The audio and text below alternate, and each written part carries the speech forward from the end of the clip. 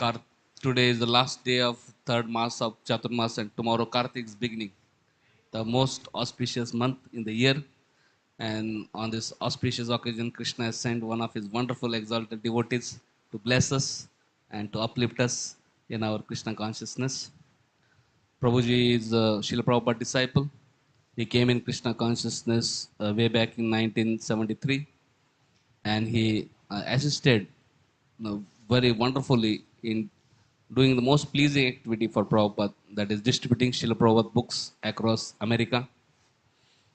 He also served as a temple president of Dallas, one of the wonderful dynamic temples in uh, uh, Americas.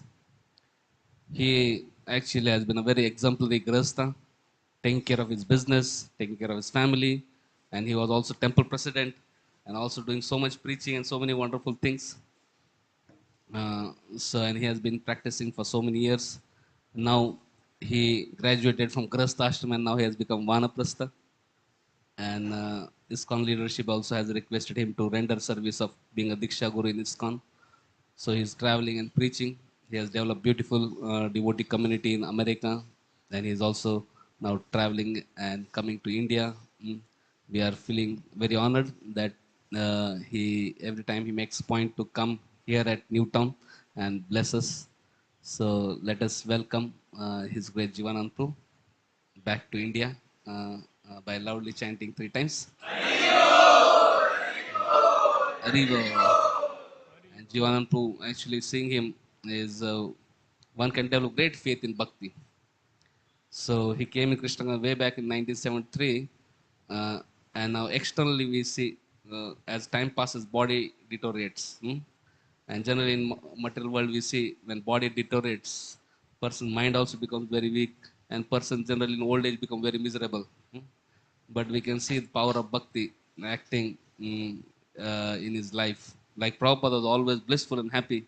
Similarly, we can see Prabhupada disciples like Jivananda always blissful and happy, and always encouraging everybody, inspiring everybody. So seeing him really boosts faith that is process of bhakti really works. And if we also can continue practicing step by step, little little, then we can also one day become blissful like him. Haribo.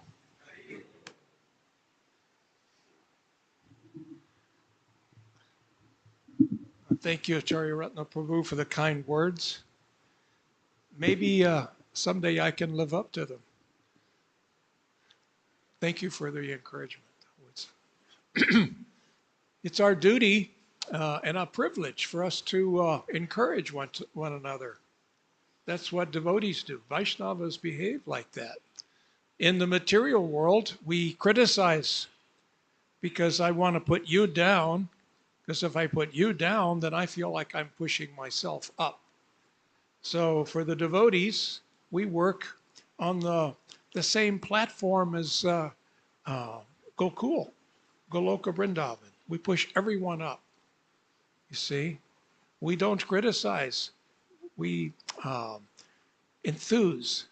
We're always looking out for everyone else. So thank you for that good example. And he says, I'm always in a blissful mood. Well, I don't think that I am, but I'll try to live up to that. I'll try to get into a blissful mood always. So if I'm not blissful, you have to remind me. You're not being blissful. Okay. So that's your duty now. So could we turn that fan down just a little bit, not all the way, but some, because I'm feeling a little bit of the chill. When you get older, you have to be careful about the moving of the air. Yeah, just this one here, just.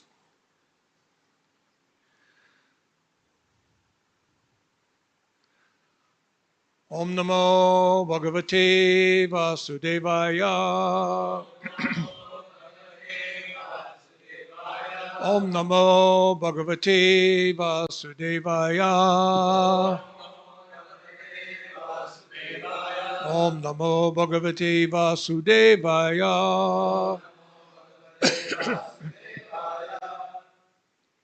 So thank you all for coming. Good morning. Today's class in the beautiful Bhagavatam, Canto 10, Chapter 71, verses 33 and 34. Is that it?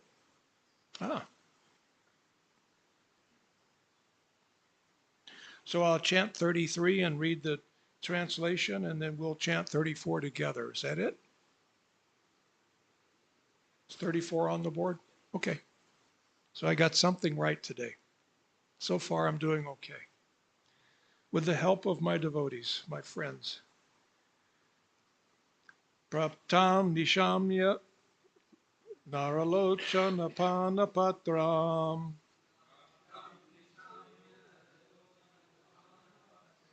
osukya visala takesha dukula bandaha. Is that the wrong meter? No? Sadya Vishriya Griha Karma Patims Chatalpe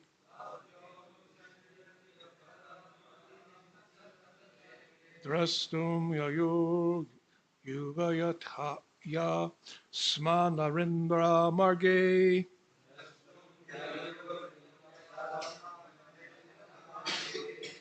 Praptam Nishamya Naralochana Panapatram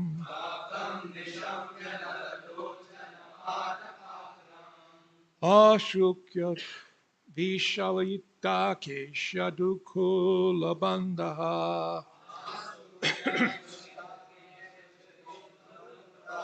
Sadyo Visrijya Griha Karma Patims Chatalpe Drastum Yayur Yuyatayasma Narendra Marge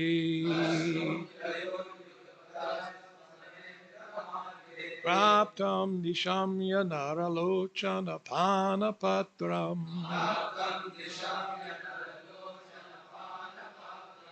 Ashukya Vishalita Kesha Dukula Bandaha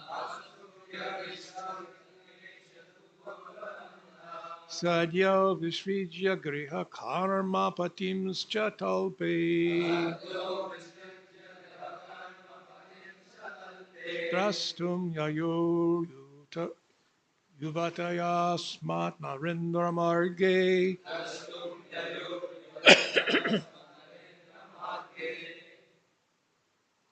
When the young women of the city heard that Lord Krishna, the reservoir of human pleasure for the eyes, had arrived, they hurriedly went out onto the royal road to see him. They abandoned their household duties and even left their husbands in bed. And in their eagerness, the knots of their hair and their garments came loose. Text 34. Tashmin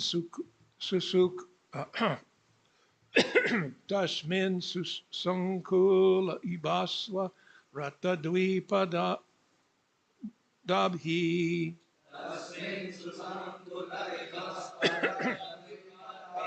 Krishnam Sabarayam Upalabhya Gridhan Dirudha Narayo Vikirya Kushamayar Manaso Paguya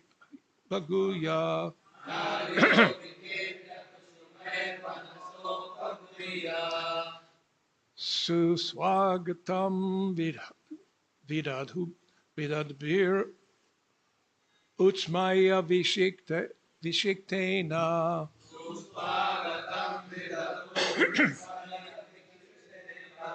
Tasmin Sakula Ibaswa Rata Dvibi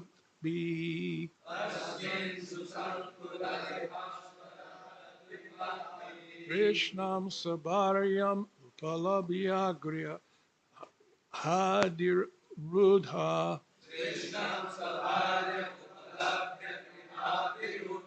Naryo Vikirya Kushamar Manaso Paguya.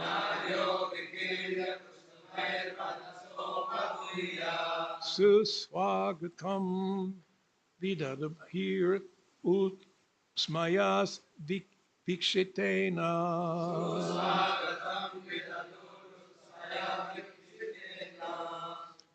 Tasmin Susakula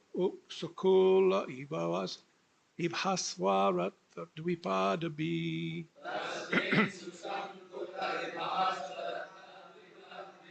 Krishnam Sabaryam Upalabhya Grihadir Rudaya.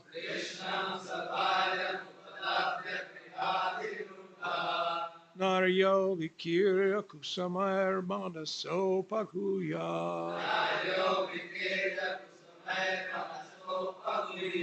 Suswagatam Vidadam Burutsma Vikeshi Vikshitena.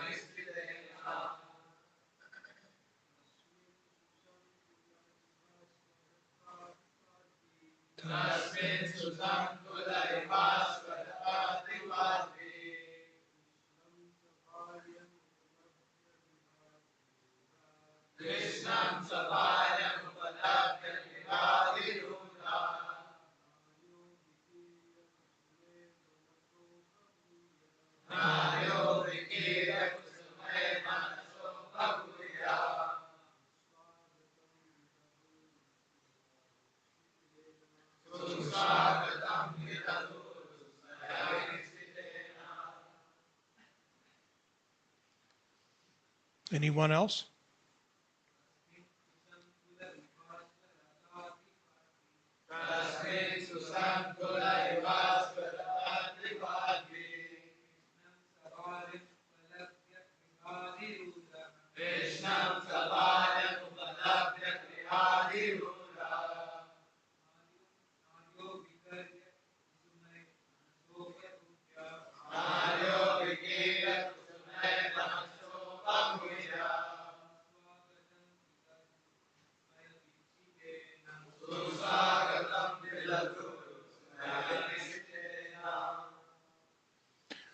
Tasmin, on that road, su, very, sankule, crowded, ibha, with elephants, ashwa, horses, Ratha, chariots, Dvipadabi, and foot soldiers. Krishna, Lord Krishna, Sabaryam, and his wives, Upalabhya,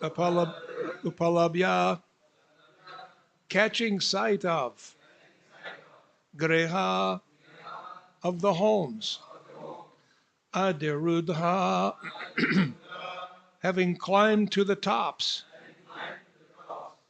Narya, the women, Vikirya, scattering, Kusumahi, flowers, Manasa, in their minds, Upaghuya, embracing him, Suswagatam, heartfelt welcome, Vidadhu, they gave him, Utsmaya, broadly smiling, Vikshitena, with their glances. Translation: the royal road being quite crowded with elephants, horses, chariots, and foot soldiers, the women climbed to the top of their houses, where they caught sight of Lord Krishna and his queens. The city ladies scattered flowers upon the Lord, embracing him with their minds, in their minds, and expressed their heartfelt welcome with broadly smiling glances. So I say, and you can repeat. The royal road being crowded with elephants, horses, chariots, and foot soldiers. The women climbed to the top of their houses, where they caught sight of Lord Krishna and his queens. The city ladies scattered flowers upon the Lord, embracing him in their minds and expressing their heartfelt welcome with broadly smiling glances. Purport: Srila Sridhar Swami comments that the ladies communicated through their affectionate glances their eager inquiries as to the comfort of Lord Krishna's trip, and so on. In other words, in their ecstasy, they intensely desired to serve the Lord. Om Gyantimarindasya Gyananjala Shalakaya Chakshur Unmilitam Jena Tasmai Sri Gurave Namaha Sri Chaitanya Mano Bhishtam Shtapitam Jena Bhutale Swayam Rupakada Mayam Dadanti Swapadanti Kam Hey Krishna Karuna Sindhu Dina Bandhu Jagatpate Gopesha Gopeka Kanta Radha Kanta Namostute Tapta Kanchana Gourange Radha Brindavaneshwari Vrishabhanustute Devi Pranamami. Jai Sri Krishna Chaitanya Prabhu Nityananda Sri Advaita Gadadhar Shivasari Gaur Bhakta Vrinda. Hare Krishna Krishna Krishna Hare Hare Hare Rama Rama Rama Hare Hare.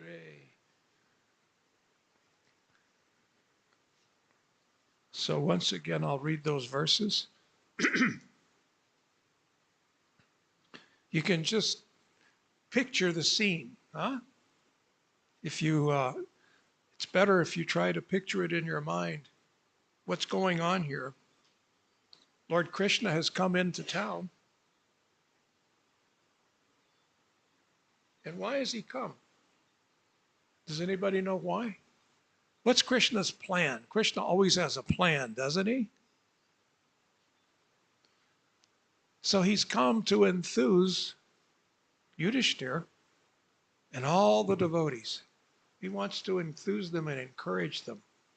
So therefore he's come to exchange loving relationships. It's not like he has to go there to do some business. You know, it's not like he has some wares to sell. It's not like he's campaigning for some political party and he wants their votes. No, he came there to exchange loving relationships with his wonderful devotees and to enthuse them and to encourage them to do service. And we can see from these verses, it's doing just that, isn't it? It works. Krishna always knows what works. When the young women of the city heard that Krishna, the reservoir of pleasure for the human eyes, had arrived, they hurriedly went to the road to see him. They abandoned their household duties and even left their husbands in bed. And in their eagerness, the knots of their hair and their garments came loose. So I'm going to speak on this verse. This is pretty exciting. You can imagine what's going on. So the young women of the city, when they heard that Krishna had arrived, and it's described here, he's the reservoir of pleasure for the eyes. You see? Jai. Speaking of reservoir of pleasure for the eyes. Right on cue. See, Krishna always has a plan. He had this all worked out, didn't he? Did you ever feel like sometimes we're just instruments? We're not the doer at all? We're being used? Do you ever feel used? It's wonderful, isn't it? It's wonderful to be used by someone that's looking out for your benefit. Shuridam Sarvabhutanam. Someone who is your ever well-wisher, an eternal friend. You ask them, please, use me. Use me as your instrument. Do with me as you will. And so I have a feeling that Lord Chaitanya and Lord Nityananda are doing just that in this temple. So, first of all, the ladies are seeing. Wow, Lord Krishna is arriving. You can see the crowd coming. It must have been quite a sight to see. Imagine all the people coming. There's soldiers, elephants, chariots. Boy, this is glorious. There must be conch shells blowing, bugles. This is a great sight. Krishna doesn't just walk into town. Now, he could, but he knows that the devotees want to see all of this. They want to see his entourage. And he's accompanied by his queens.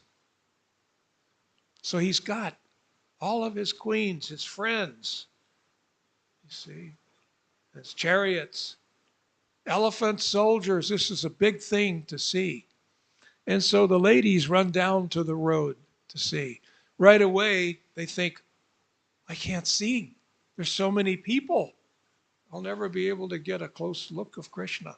So then they go up on top of the roofs of their houses. Smart. Let everyone else fight the dust and the soldiers, and I'm going to look down. I'll be able to see very clearly. I'll get a good, clear glimpse of Krishna. Otherwise, I would never see him. The elephants would be in the way. Everyone else will have a better look than I will. So I'll go to the roof. It says that they abandoned their household duties. So it wasn't that they were being neglectful, though, was it? No. When they hear Krishna and his entourage coming, they were immediately captivated. Their minds were captivated by the thoughts. Krishna is here. And so he's the reservoir of pleasure for the eyes and for their hearts. Their hearts are going to get great pleasure. Why, their hearts were already getting great pleasure because they hear all of the ruckus, all of the noise on the road, the crowd. Immediately, what does that do? That makes them think of Krishna. You see? So without thinking, they abandoned their household activities because their minds had been captivated by the thoughts of Krishna. Immediately they know Krishna is here. I'm drawn to Krishna. Krishna has my mind and he has my heart. So they had no choice. This is the nature when you're in deep love, isn't it? When we're in deep love, we don't have a choice. I mean, even if you thought I could stay here and finish washing the dishes, maybe I'll see Krishna later tonight or tomorrow. Or should I just drop everything and go? Even if they had that chance to think like that, which they didn't because they're overcome with love. But even if they had that chance, they would say, no, I'm going to go see Krishna. So there's no choice to be made. Krishna is here. What would you do? Can you imagine? You would be overcome. So, overcome with volume. This is devotee lust, lust to serve Krishna. You see? We can be overcome with material lust, lust to serve ourselves. And then it is as if we have no choice. We're forced to act. Krishna says that in 236. Or is it 3? Third chapter, second chapter? Huh? Third chapter, 36 verse, yeah. Krishna says, it is lust only, Arjuna, which forces you. The same is true for devotional lust, lust for Krishna, as if forced to act out of love, not for your own well-being or your own sense gratification. It's for your devotional service. Well, there is no choice. You're forced. So the ladies were forced. They didn't even think to go tell their husband, wake up, Krishna's here. They didn't think. It wasn't that they were trying to see Krishna and prevent their husbands from seeing Krishna. They were just forced with their love for Krishna to immediately run and see, get a glimpse. But that's not going to work. They abandoned their household duties and left their husbands in bed. In their eagerness, they're so eager, the knots in their hair. They wanted to look so nice. You know, ladies are this way. Men are not so much like this, but women are like this. They want, Krishna's coming, the object of my love. So they're more than likely, I'm going to make a guess here. They probably put on some nice makeup. Wait, they put on their nicest makeup, don't you think? Best gold jewelry. They did their hair so nicely. They spent a long time doing their hair, putting on this sari. Krishna, will he like this sari? No, no, this is not right. Give me this one. No, this one. Let me try this. Oh, yeah, this is better. So they had gone through a lot of trouble. I think it's safe to say that the ladies probably did this, knowing Krishna's coming, isn't it? So now they're so excited to run out to see Krishna that the knots in their hair, all of that preparation for their hair is all falling out. Their hair's all bushy. The nice way of tying their sari and throwing it over their shoulder, making sure it's folded just right. That's all finished. Now they ran out. Oh, I can't see him. So now they're going to run up on the roof. By the time they get to the roof, they're going to really be a mess, right? You know, now they're sweating, running up the stairs. The makeup is smearing, the hair is all bushy. And they don't even know it. They just want to see Krishna, you see. So every time I read this verse, I'm inspired by this.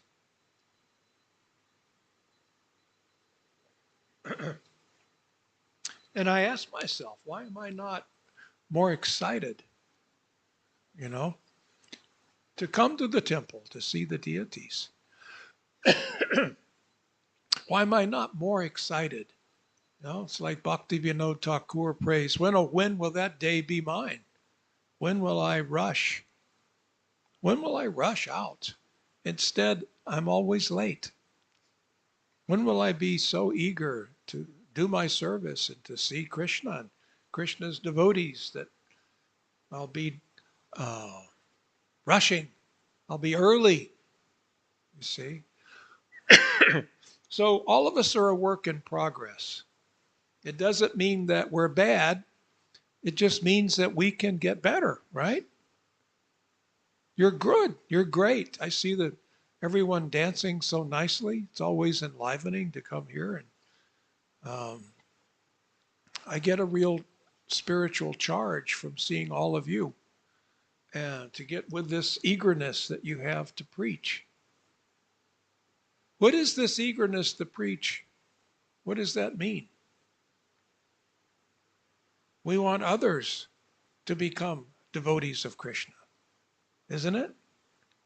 It's not that we just want to go out and associate with people. We tell them some philosophy. No, we want to give them enough philosophy and enough of our love so that they'll become devotees of Krishna. And if they become devotees of Krishna, if you train them right, they're going to be like you. They're going to want to go preach and make other people become devotees. It works that way, doesn't it? So we can see this is Lord Chaitanya's plan. How will we take over the world? It starts with you. You go, give them loving philosophy, inspire them to become devotees of Lord Chaitanya. Then you inspire them to become preachers. They will follow in your footsteps. So you have to always make sure that your footsteps are good footsteps, right? We don't walk like a drunken man. Drunken man, he's like, No, we walk. And our footsteps will be perfect if we follow in the footsteps of the previous acharyas.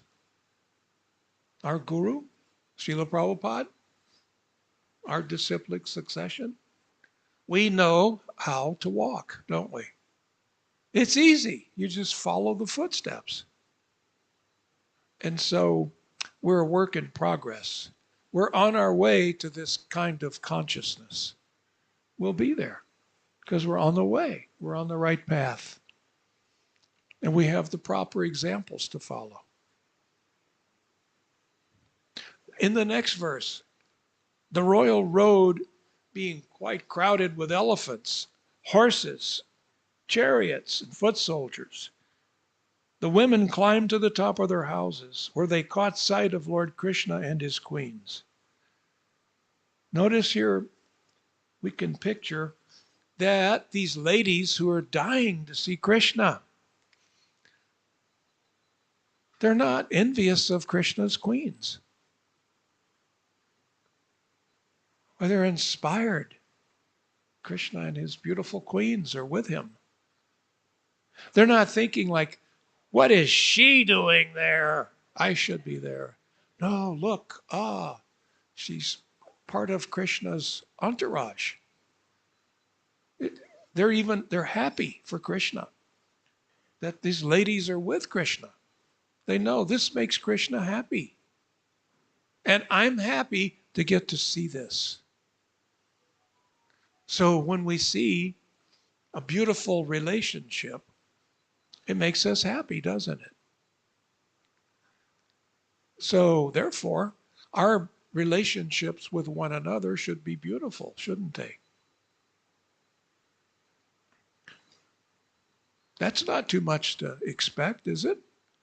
All of our relationships with one another should be visibly beautiful. I mean, after all, you are living this philosophy, right?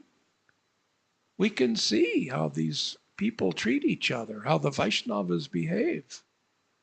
You see, this is part of what it means to follow in the footsteps of the previous acharyas.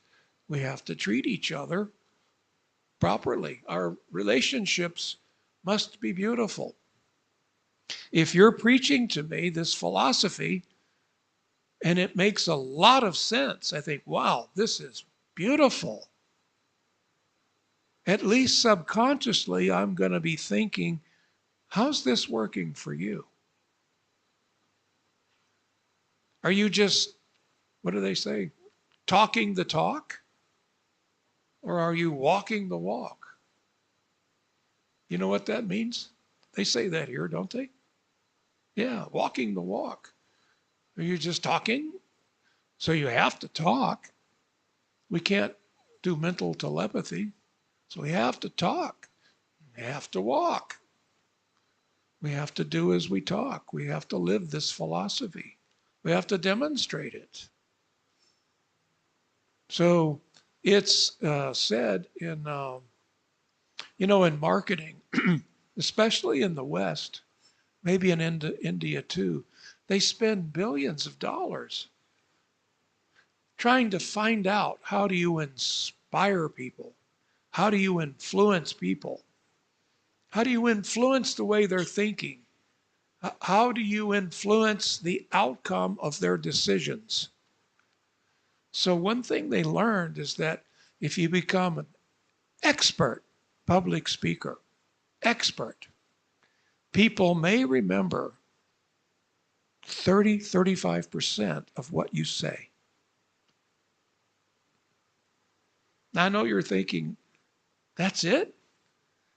But what if I have really nice movements and my dress is just perfect? Okay, so maybe they'll remember 37% of what you said.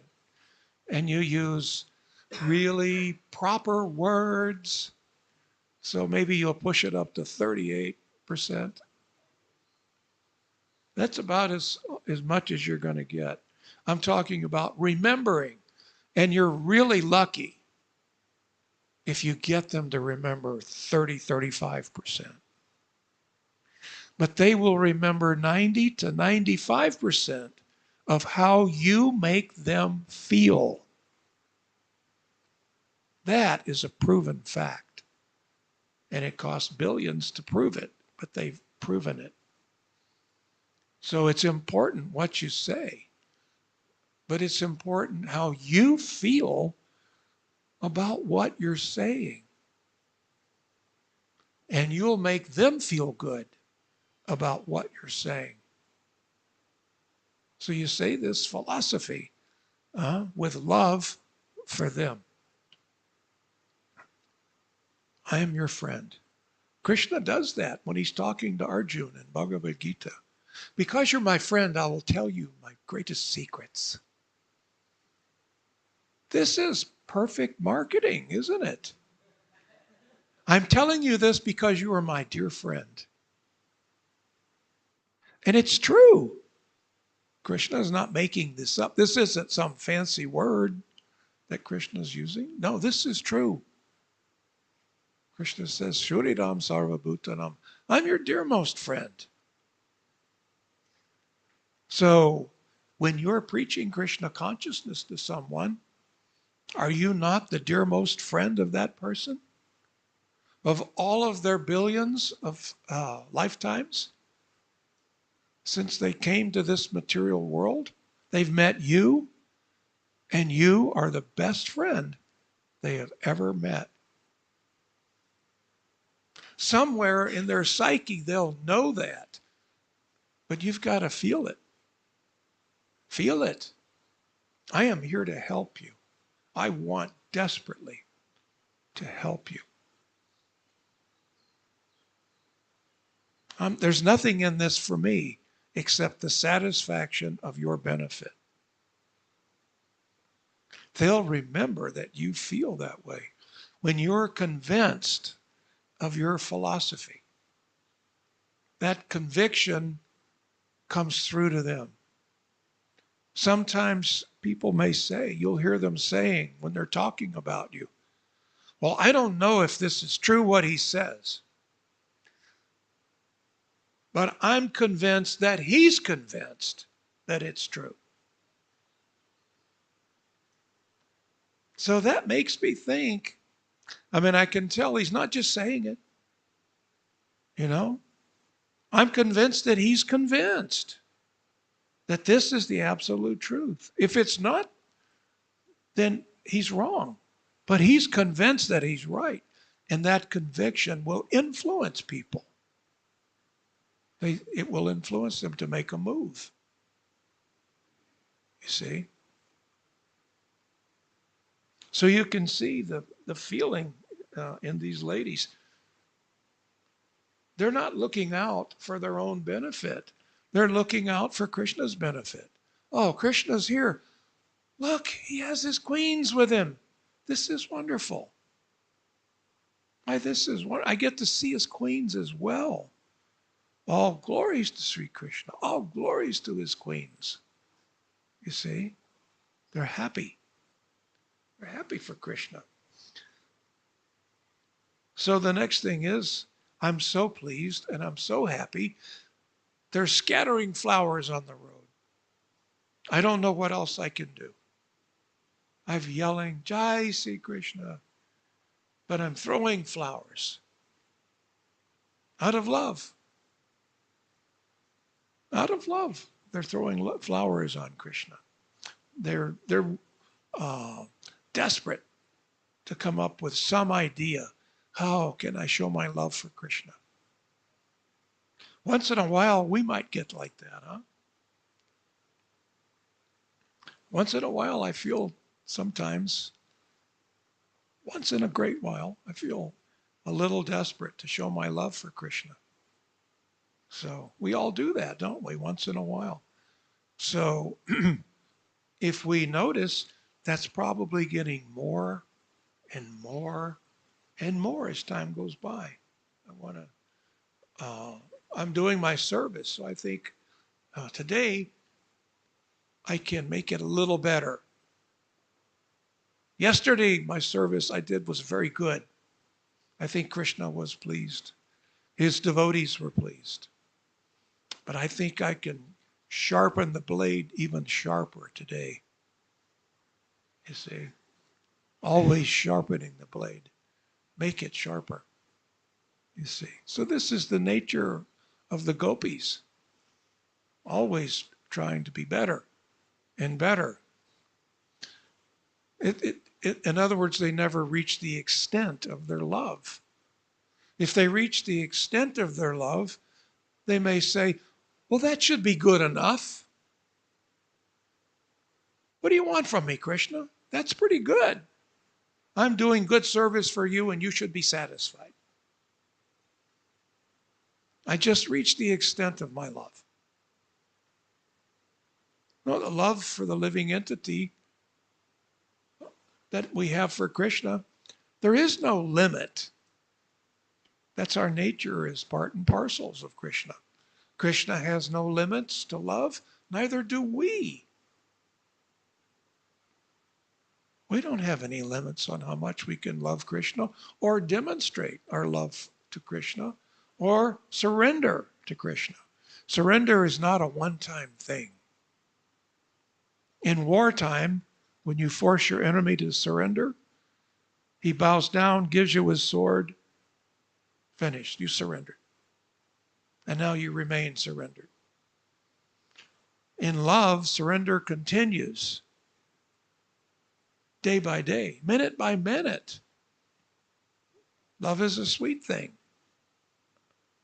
Loving surrender is sweeter, you see. So I probably should pause and see if there's any questions or comments.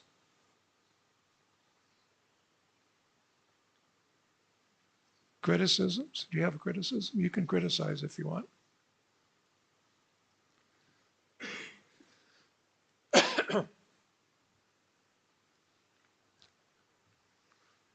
None?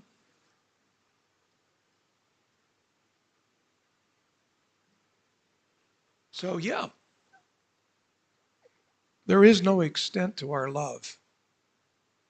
Relationships run flat when we reach the extent of our love. When I reach the limit of my respect for you, then it goes flat because it was going like this. Then it's so. What do they call it? If you're in the hospital and your heart stops beating, they call it flatline. So your respect and your love can flatline. You see, and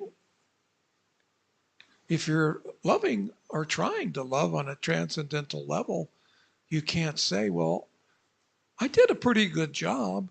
I should get credit for what I did. Well, you will get credit for it. But you've never reached your potential.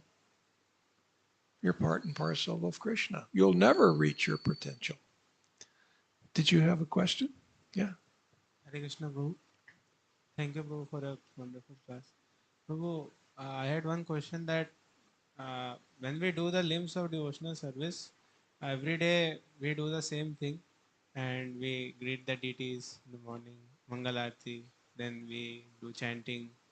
And due to my conditioned state, every day doing the same thing makes me feeling very much, I get very much mechanical at these things.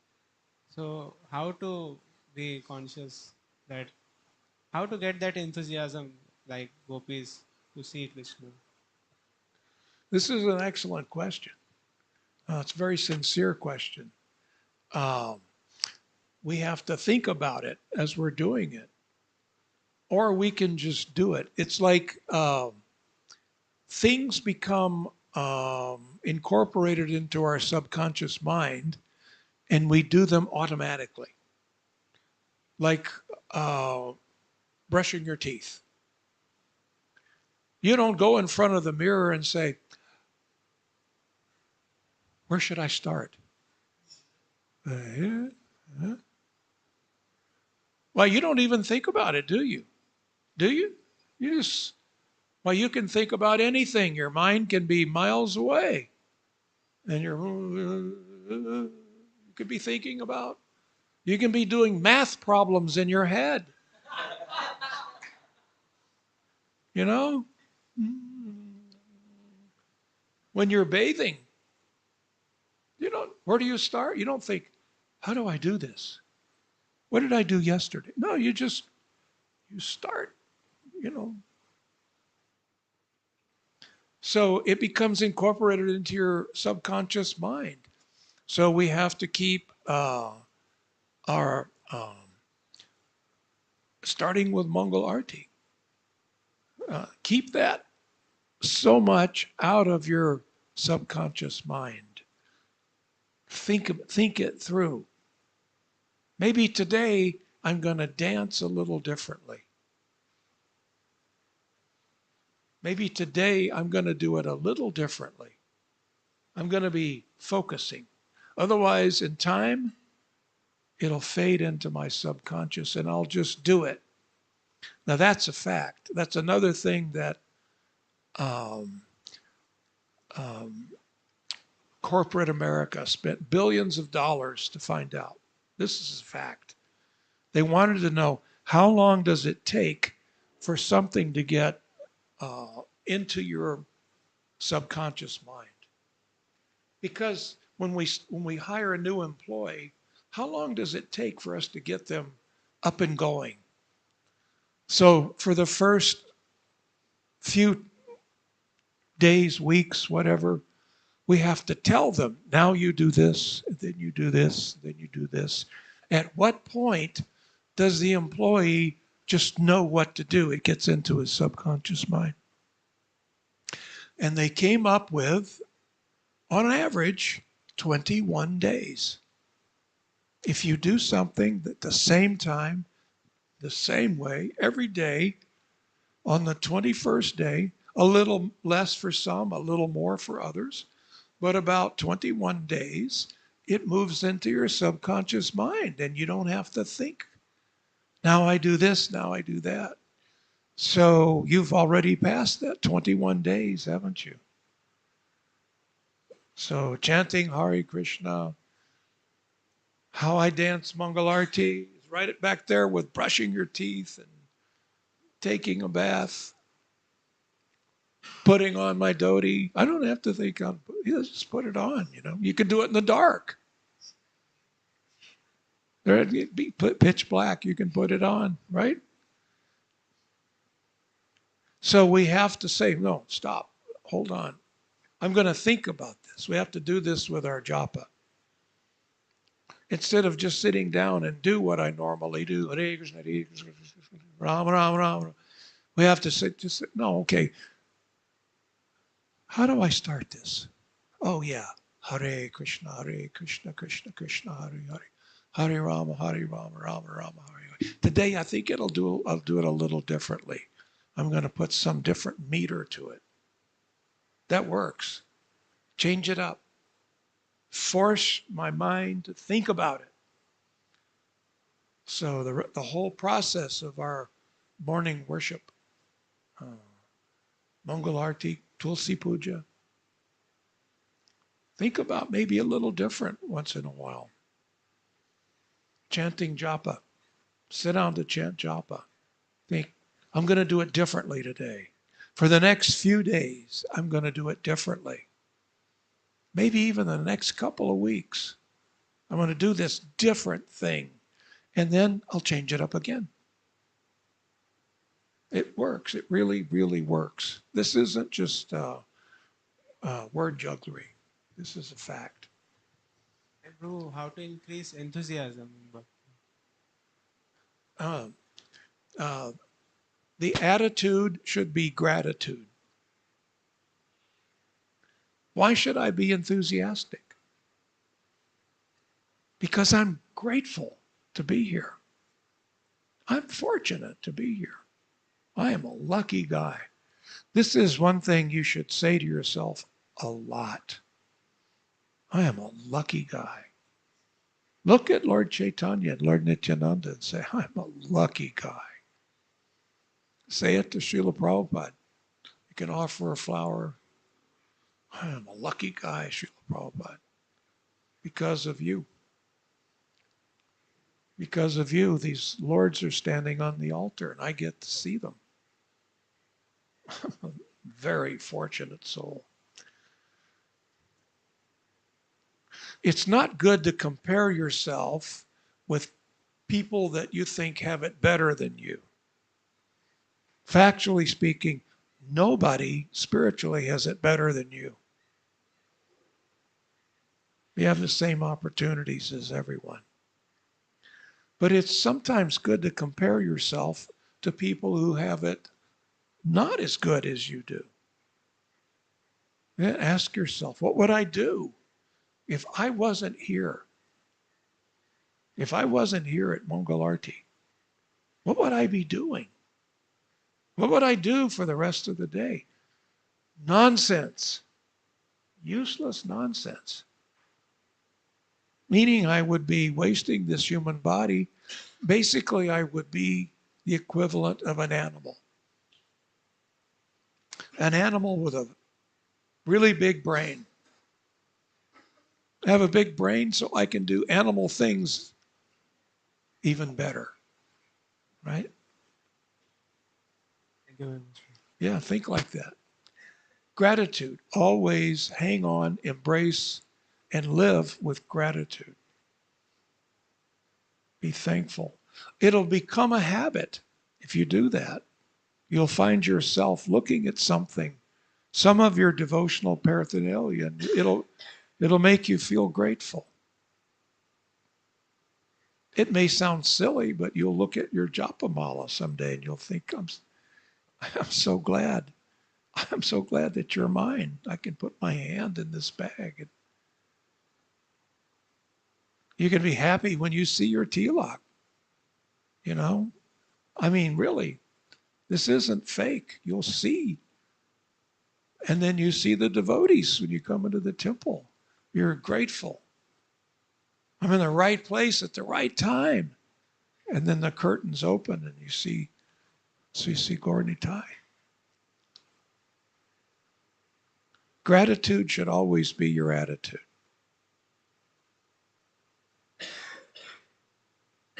Yes?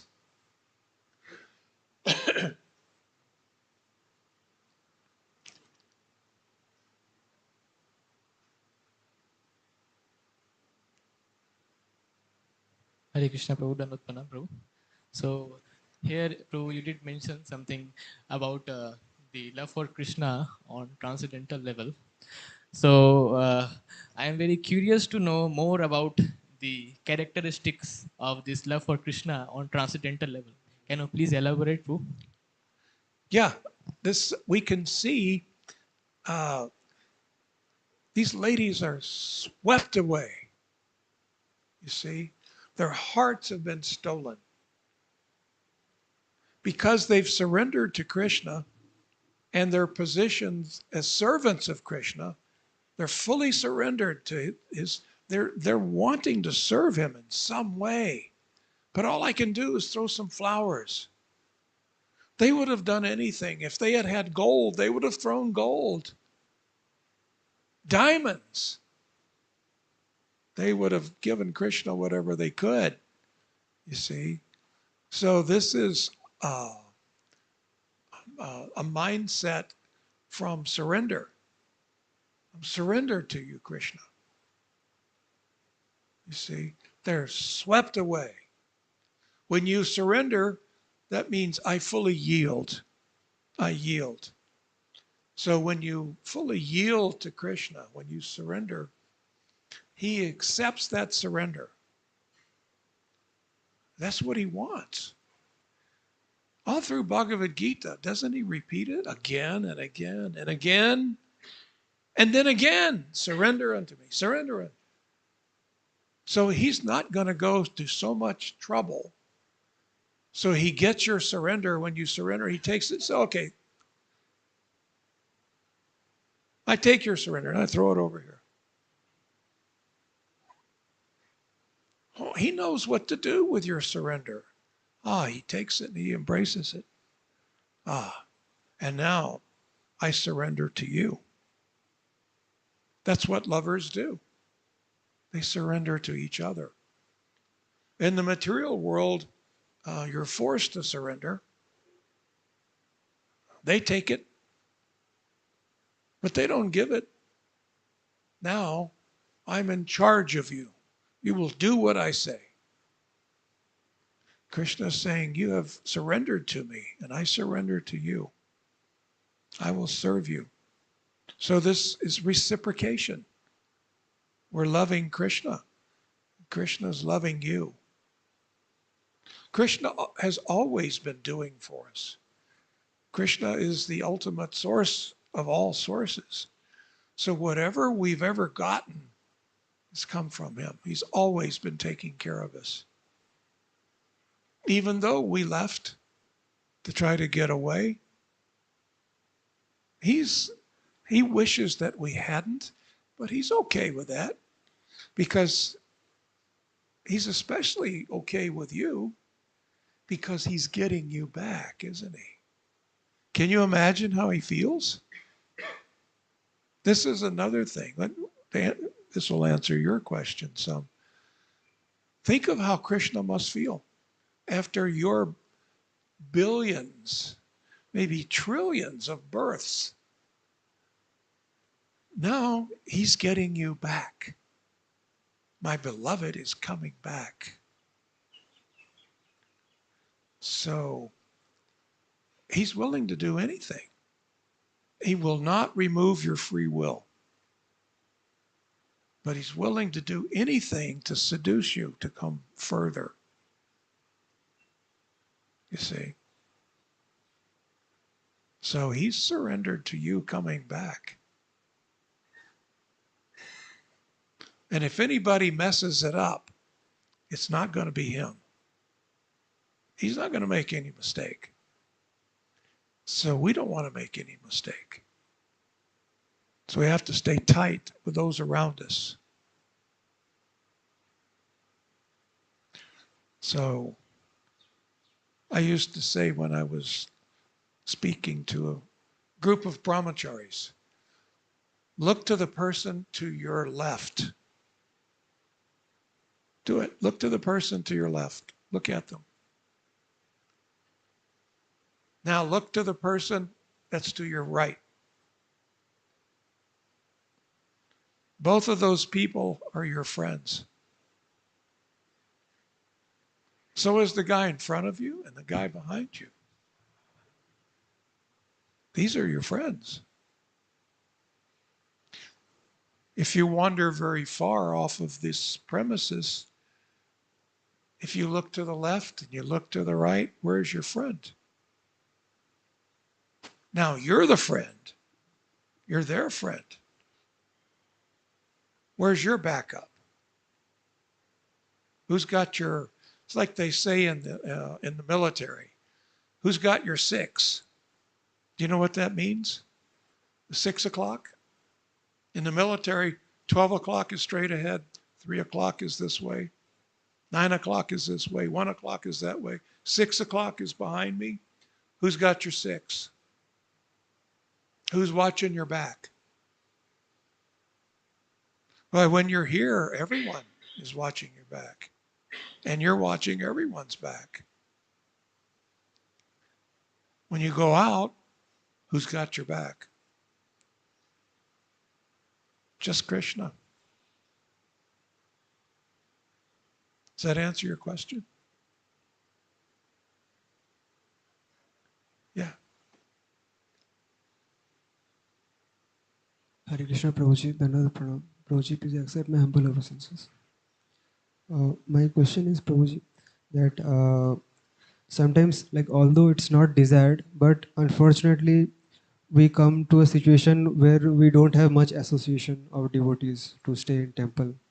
And so in those situations, what should be our activities daily, and what should be the consciousness that we try to maintain, and how should we maintain that, Prabhuji? Can you please suggest, Prabhuji? Say it again. I couldn't make out what you were saying. Is it clear now, Prabhuji? Is it clear now, Prabhuji? Sometimes we don't get association of devotees. So in that situation, what we should do? Oh, sometimes we don't get association of devotees. I asked that to one of my sannyasi godbrothers in 1975. And he said to me, then you become association. Sometimes, all the time, I need association. Sometimes there is no association. So now I have to become association for someone. And that way I will be empowered to be the association for that someone. You see? Sometimes you have to be the association. You have to take what you've heard. You have to take what you've read and give it to someone. Listen to your own words. They're words of Srila Prabhupada out of his purports. Words of Krishna out of Bhagavad Gita. You see?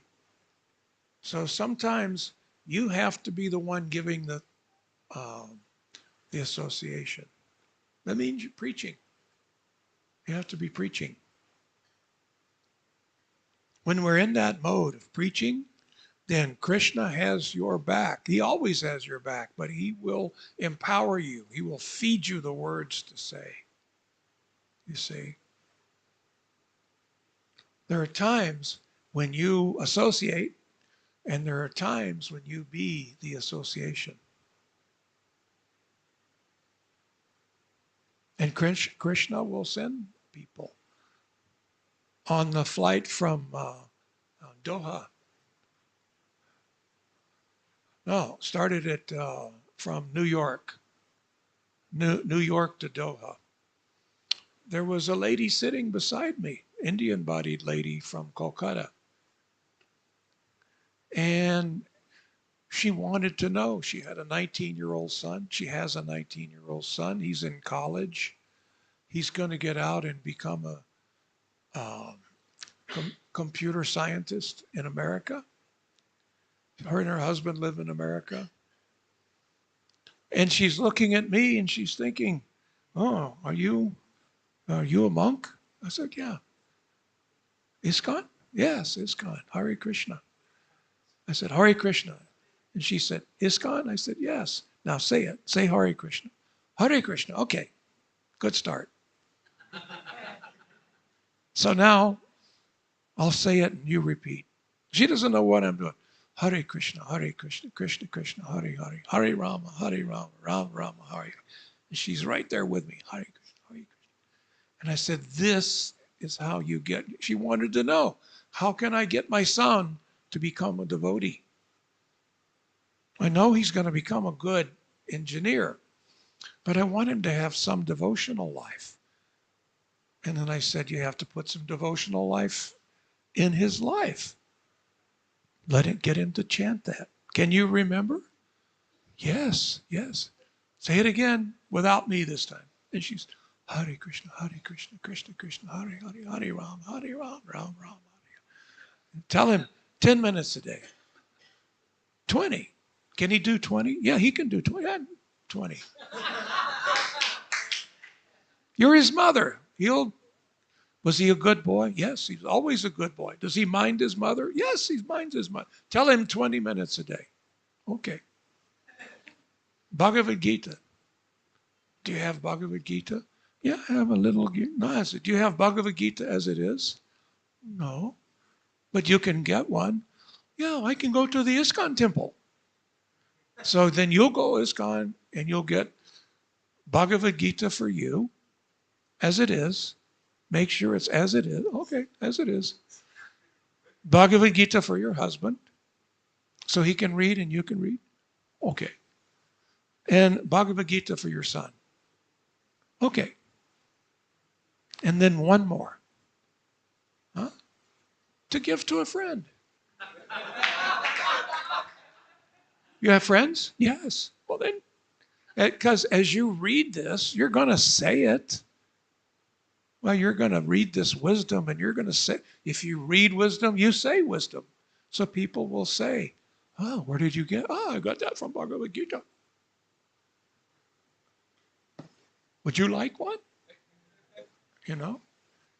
So I could see Krishna has set this up. This is part of Krishna's plan. I was very, very tired. I didn't sleep but maybe 2 hours the night before I caught the plane. And so I was just way tired. And so here's this nice lady. As a matter of fact, they were going to check my luggage, my carry-on luggage. And I didn't want to do that because I had Shyam Govinda, my Shalagram Shila was. And I'm thinking, no, you're not going to put him on I don't want this. You know, because the section that I was in economy, they were running out. They were out of overhead space. There's no place to put it. So that's okay, give it, we'll check it for free. No. The next thing I know, the lady that's giving me my boarding pass, she said, it looks as if you've been bumped up to the next class. It's not the big first class, but there's an intermediate class. You know, the seats are very wide and plenty of room. It's overhead space, so I can put Shyam Govinda. So I sat down and there's this lady. So I can see, oh, Krishna, you've set this up. So you want me to give shelter. I was thinking maybe I would take sleep, but you want me to give shelter. You see? I don't have any association. So I have to be association. That's good. It's very enlivening. Very enlivening. She told me at the end of the flight when we got to Doha, she said, you've changed my life. My life is different. I'm a different person than the person who got on that plane in New York. I get off in Doha. 12 hours later, I'm a different person. I said, you read this Bhagavad Gita and you'll become an even better person. And if you give this to your family, your husband and your son, they will become different people. It's not that they will become a monk, but they'll become devotees. So you see how it works? Sometimes we say, oh, what do I do for association, Krishna? So now you know what the answer is. Be association. Thank you, Prabhuji.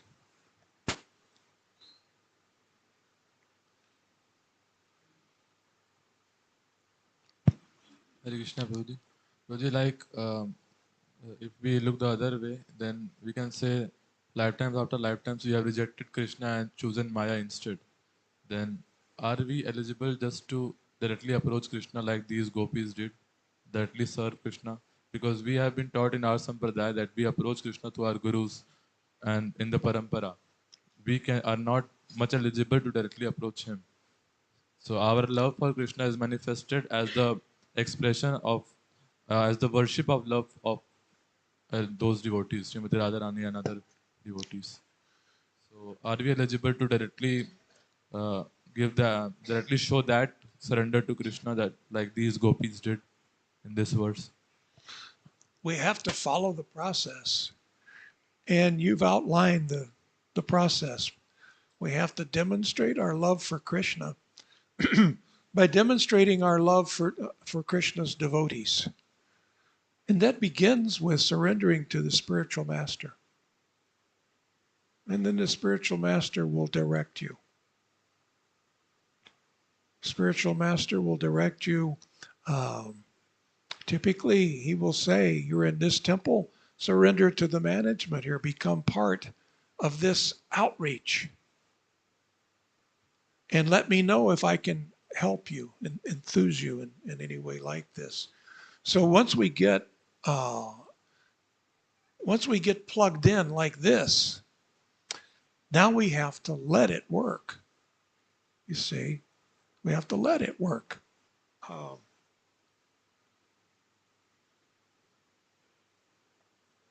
By that I mean, let's not hold on to the things that may keep us here. Some sense gratification. Something that I want for me. I want to do what Guru and Krishna want. I want to follow the management. But I want this for me. Well, that's not surrender. Look it up in the dictionary. It's not. You can't say, oh, Krishna, take me, take me. Oh, just take me. But I'm holding on, you know. And grab a tree. Krishna, take my hand, take me. But I'm holding on. That's nonsense. Krishna is too smart to fall for that. He's not going to force you. He's not going to say, pull you away. You have to let him go. You have to surrender. So I don't have these attachments. I don't have this for me that I want. I want this for me. Krishna, I'll give you this, this, this, this, but this I want for me. Okay, start out like that. Start out like that. You give him 9 out of 10. Maybe 9.5. Hold on to that little bit, but be willing to let it go at some point. And ask Krishna, help me to let it go. You got to have some courage. It takes courage to say to Krishna, take that desire away, Krishna. I don't want it, but it's ingrained in me. So I need you to force me to take it away, please. I'm begging you, please. So then you're giving that free will to Krishna. So you'll say, okay, I'll take that impediment away. See? You have to have courage. But once you do it, it's not a scary thing. What is left? When you're looking at Krishna, you're standing face to face with Krishna. What is behind you? Nothing. Nothing. Void. Krishna is everything. So what you thought was there other than Krishna was just a trick of the mind. You see? It's like in India, do they believe in Santa Claus? Yeah. In America, they teach the children that if you're good, then Santa Claus will bring you toys. But only if you're good. You have to do what I tell you to do. And then we'll give you toys. Santa will come. But if you're bad, Santa doesn't come. So at some point,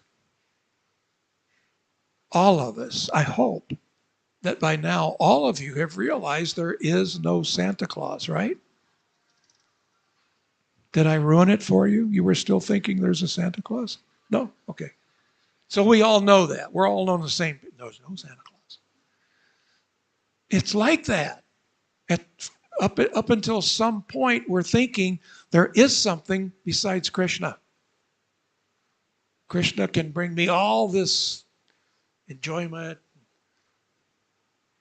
love, and it'll be so wonderful, but there's some little something back here that I can get without serving him. That's for me. And then at some point, we will mature spiritually to where we realize I was wrong. I was lied to. The material energy lied to me. Did you ever do that? We've all done that, haven't we? What was I thinking? Why was I tricked? I was such a fool.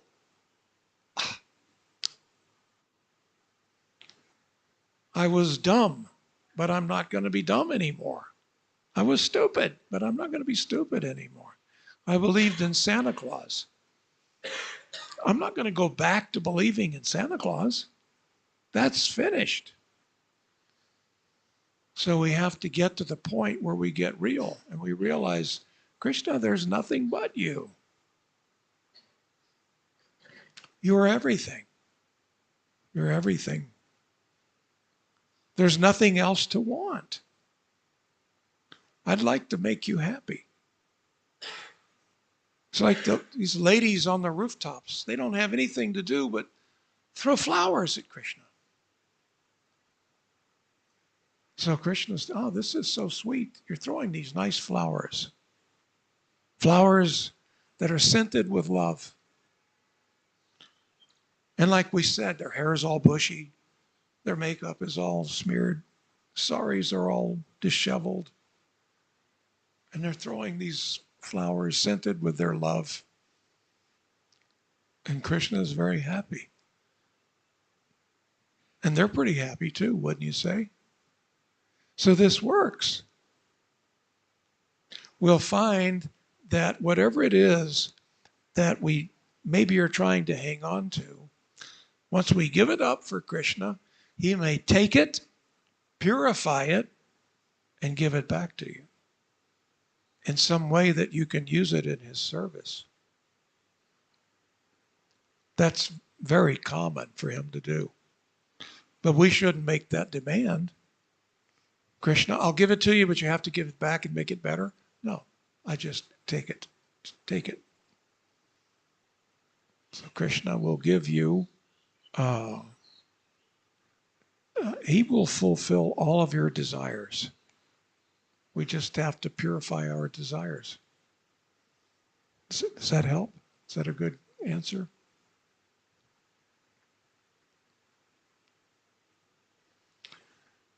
Okay. Thank you all so much. Did you have? Probably should be quick. We're all.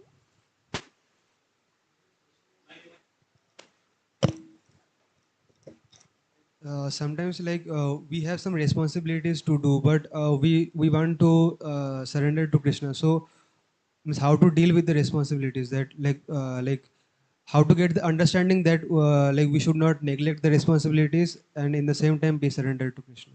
Those responsibilities, those are also service to Krishna.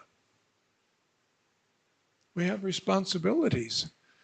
That means we are responsible.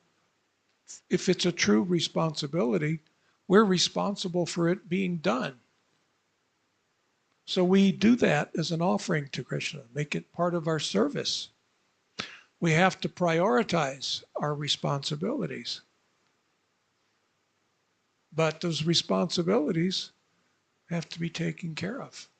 You may have responsibilities to a parent. A grihasta has responsibilities to his wife and his children. A mother has responsibilities to her husband and the children. You see? If we do those as an offering to Krishna, that's part of our devotional service. Krishna doesn't demand that we neglect our responsibilities.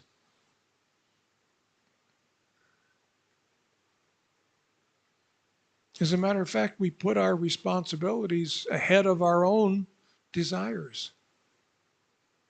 You see? Is that a good answer?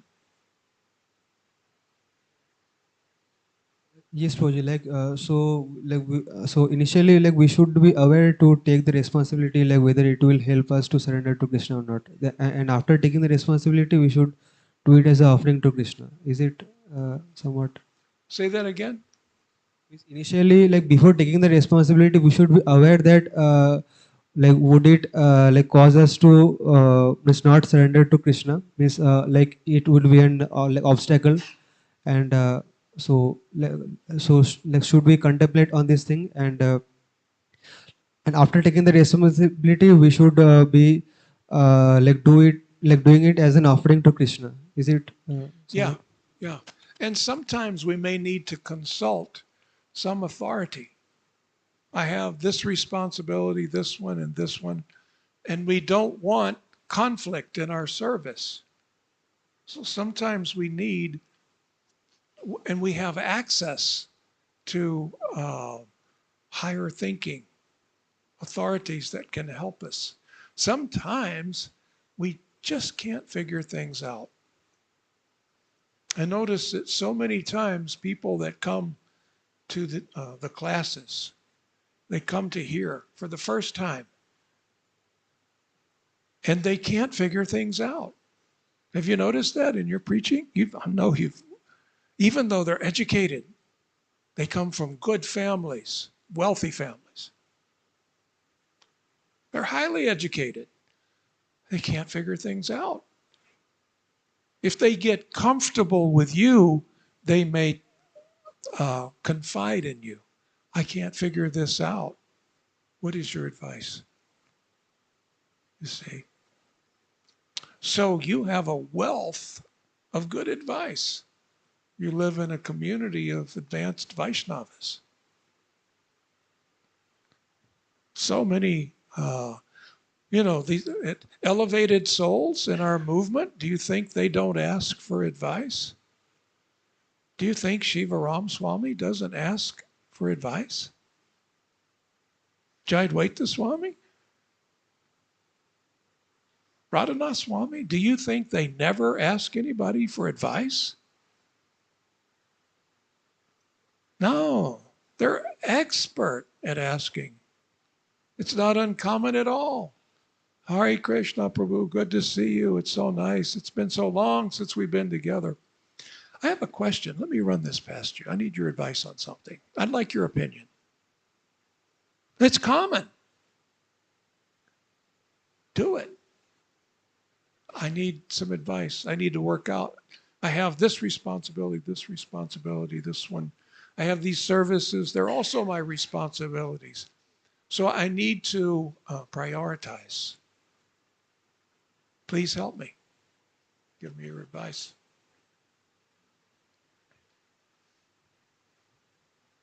We have to take advantage of the resources that the Lord is giving us.